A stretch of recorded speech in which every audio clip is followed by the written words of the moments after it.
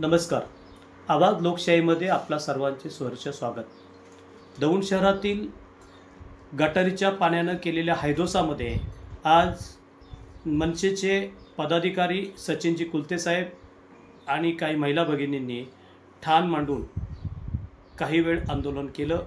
या पाठीमागे प्रशासनाचे लक्ष वेधण्याचा त्यांचा मानस असला तरी सर्वसामान्य नागरिकांच्या व्यथा त्यांनी या निमित्तानं मांडलेल्या आहेत. मागील वेळेस आवाज लोकशाहीमधून आम्ही या घाण पाण्यातून जाणारी प्रेतयात्रा सचिनजी कुलते यांच्या सहकार्यातूनच दाखवण्याचा प्रयत्न केलेला होता आणि या सर्व घडामोडींकडे प्रशासनानं गांभीर्यानं पाहिलं नाही म्हणून कुलते साहेब यांनी काही महिला भगिनींना आणि मान्यवरांच्या विचारानं एक हे आगळं वेगळं आंदोलन केलं. हे आंदोलन हे राज्यातील मान शर्मेनं झुकवण्यासाठी असलेलं वस्तुनिष्ठ परिस्थितीचं चित्र होतं. याचा बोध प्रशासनानं घ्यावा. तसेच या निमित्तानं नागरिकांना आम्ही आवाहन करतो की शहरातील या अशा स्वरूपाच्या घाणीच्या साम्राज्याकडे आपण सर्वांनी एकजुटीनं लढा द्यावा आणि यातून मुक्तता करून घ्यावी असं अपेक्षा करणं सुद्धा चुकीचे नाही. आज आपल्या महाराष्ट्रामध्ये दौंड असा एक नंबर आहे की ज्यांनी आयुष्यामध्ये या दौंड तालुक्यामध्ये शहरामध्ये नेते लोकांनी काय काय सुविधा केल्या. आता तुम्ही पाहता आश्चर्य वाटेल. दौंड मध्ये ना बगीचा, ना शाळा, ना कॉलेज नसं नका तरी देखील आम्ही सहन केलं. सगळं लोकवर्गणीतून बोलवली स्मशानभूमी. मेल्यानंतर लोकांना स्मशानभूमीत जाण्याचा रस्ता देखील शासनाने कसा खराब केला आहे.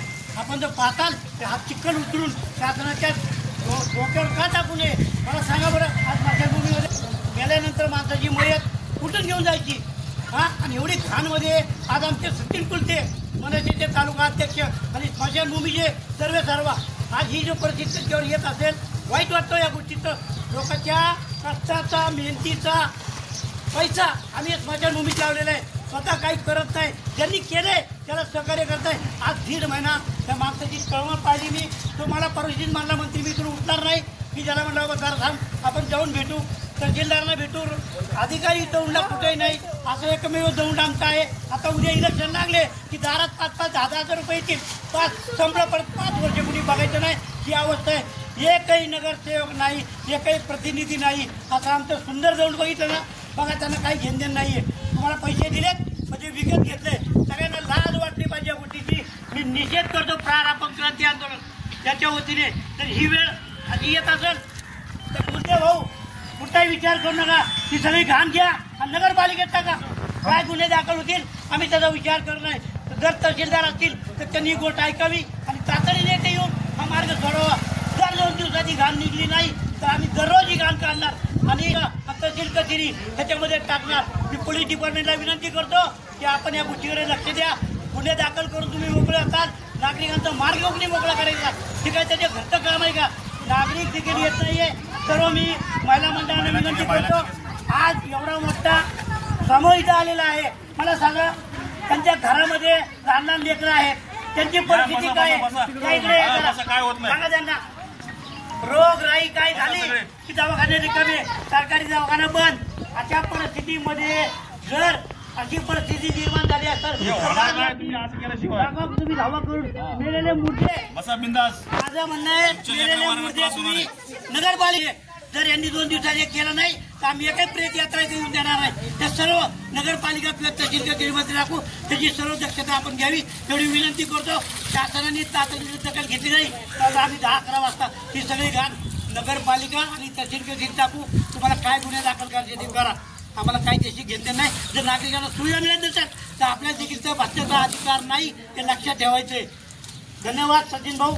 मी त्यांना फोन करतो. जर आले तर आनंदाची गोष्ट, नाही आले तर आपण असंच नगरपालिकेत जाऊ. सर्व महिला मंडळांना बहिणींना मी मनापासून विनंती करतो की आपली समस्या देखील आपण मांडा. तुम्ही कसे राहता इथं हे तुम्हाला कळत नाहीये. कशाला त्या मताला तुम्ही यांच्या मागं पळताय? पोर घरी चांगला निवडून जाणार तुम्ही 5,000 देऊन मोकळे होताय. त्या पैशाकरता तुम्हाला ते मतं विकत घेऊन तुम्हाला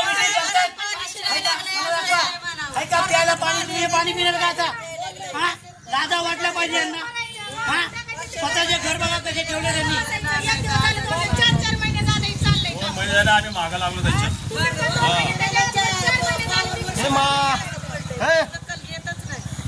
बघा ना ज्या अवस्था काय लोक चंद्रावर चालले खराब कुठून बाहेर अशी अवस्था आमच्या दौंड शहराची केलेली आहे. मी सर्व नेत्यांचा जाहीर निषेध करतो.